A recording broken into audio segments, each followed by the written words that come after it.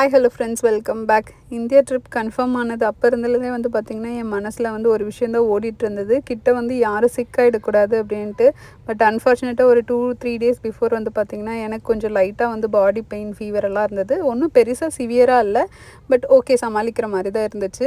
அப்புறம் எனக்கு நல்லா வெயில் வாங்கணும் போல் இருந்தது. அதனால் எங்கள் அப்பார்ட்மெண்ட்டில் இந்த பார்க் மாதிரி ஒரு ஏரியா இருக்கும், அங்கே வந்து உட்காண்ட்ருந்தோம். பக்கத்தில் ரித்திகோட ஃப்ரெண்டு ஒரு பையன் இருந்தான். ஸோ அவங்க 2 பேரும் விளையாட விட்டுட்டு இருந்தேன்.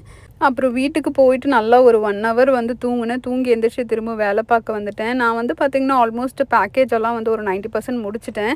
இந்த பேக்குமே பேக் பண்ணி வச்சுருந்தேன். நான் ஒரு மிஸ்டேக் பண்ணிட்டேன். என்ன அப்படின்னா, சாக்லேட்ஸ் எல்லாமே எடுத்து உள்ளே வச்சுட்டேன். பாஸ்கர் ஒன்று சாப்பிட வேணும்னு சொன்னார். ஸோ அதுக்காக திரும்பவும் கலைச்சி எடுக்க வேண்டியதாக போயிடுச்சு.